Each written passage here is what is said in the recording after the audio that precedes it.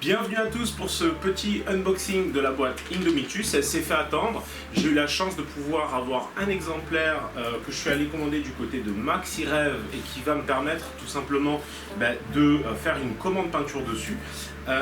Merci encore à Maxirev et évidemment à mon commanditaire parce que ça va me permettre de m'éclater sur du Necron et du Space Marine. L'idée de cette review en gros ça va être d'ouvrir la boîte, vous avez déjà dû en voir d'autres. En gros de dépioter, de regarder un petit peu toutes les petites grappes et de voir ce que nous réserve cette grosse boîte. Je l'ai touché aux alentours de 150 € et Gimli a l'air d'avoir envie de participer. Viens là Gimli, viens. Hop.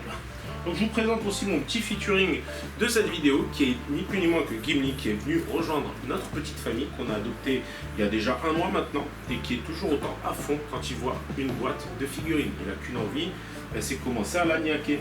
Donc il participera pas beaucoup évidemment, vous en doutez, c'est toujours un peu dangereux quand il y a des petits bouts de figurines qui traînent, mais en tout cas vous saurez que s'il y a des petits bruits bizarres, ça ne vient pas de mon estomac. Je vous propose tout simplement qu'on commence un petit peu l'ouverture de cette magnifique boîte.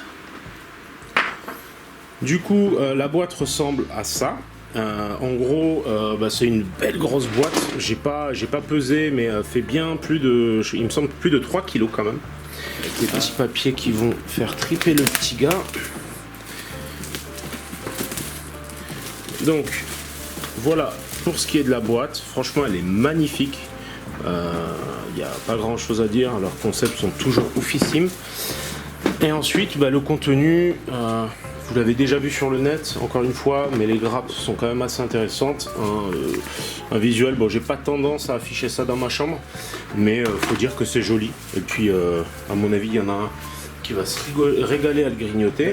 Tout simplement, on commence avec les grappes. Et comme vous le voyez, c'est du bien joli. Donc là, c'est les motos. Donc dans un premier temps, j'étais un peu sceptique aussi, mais au final, une fois en main, elles ont un petit look Akira bien sympa, un truc, elles sont quand même bien ramassées et ça rend super bien. Gimli, sors d'ici. Hop là. Ensuite, on va avoir du coup tout simplement les différentes grappes de Space Marine. On va toutes les regarder tranquillement. De toute façon, le but c'est de zioter. Non, pas toi. Donc là on a les personnages, donc ils sont sur des grappes différentes. Donc on a ici le chaplain.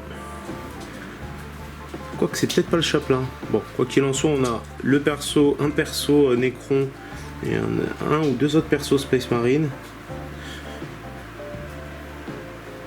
Donc voilà, on est dans l'ère du Primaris, donc c'est que du Primaris. Les Necrons, du coup les figurines sont nouvelles, donc après je vais commencer à monter tout ça et on verra ça ensemble. Je vais décaler juste ça pour qu'on voit mieux. A priori c'est du easy to build, donc pas trop prise de tête.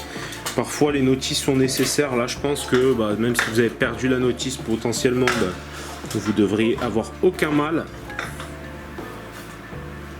à les monter. Donc on est bien gâté en termes de nombre de figurines. Et donc là on est sur les grosses bêtes Necron. On voit là avec l'espèce de tripode, parce que c'est vrai que la figurine elle en impose. Donc ensuite on revient sur la boîte, il y a encore de nouveau du papier qui va bien. On va mettre de côté. Donc là ça a l'air d'être les deux petits livrets en gros pour débuter le jeu, avec a priori les fiches techniques des figurines issues de la boîte. Le fil du silence, où en gros on va retrouver en fait du fluff, la croisade paria, l'éveil des anciens, les Necrons, ange de la mort avec Space Marine ensuite. Donc là il y a tous les profils des figurines avec leurs coups en puissance, sachant que les coups en points sortiront je pense dans le codex qui va bien, parce que là on les aura pas encore évidemment.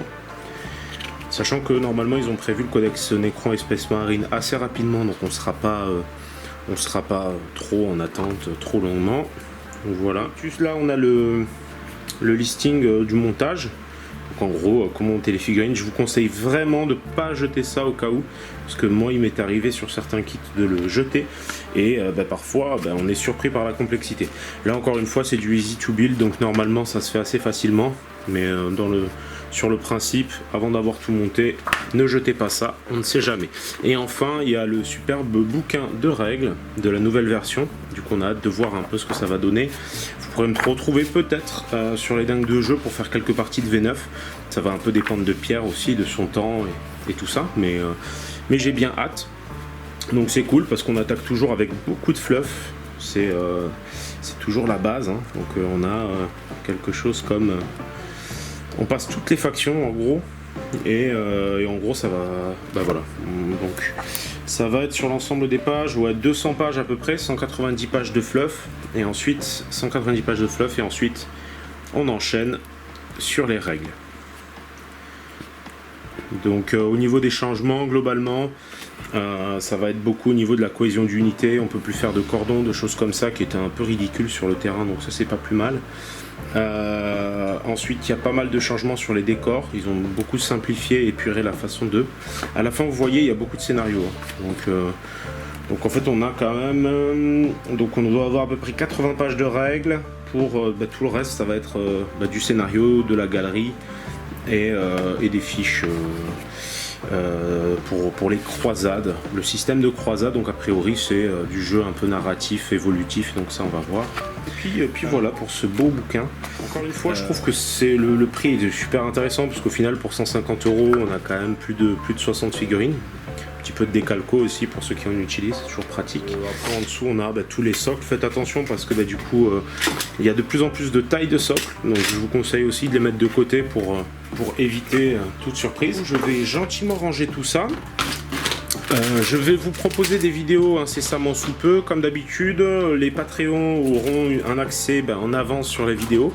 Et selon finalement l'emploi du temps un petit peu du mois d'août, comme je reste sur Paris, j'espère pouvoir un peu augmenter la fréquence de sorte à vous proposer assez rapidement des tutoriaux. Encore un grand merci à MaxiRev qui m'a permis de mettre la main sur cette boîte qui n'était pas évidente à choper. Je vais faire quelques tutoriaux de peinture, donc assez basiques, assez simples pour les gens qui débutent, qui découvrent le jeu, et des tutos un peu plus poussés, donc toujours plus rapidement accessibles à mes Patreons. Donc n'hésitez pas à me soutenir si vous le pouvez. Comme d'habitude, un petit pouce bleu des familles qui fait toujours plaisir, c'est bienvenu. Un petit commentaire si vous avez la moindre question. C'est intéressant finalement dans cette boîte, on le voit sur le turnover là, c'est que les élites sont très chargées en détail.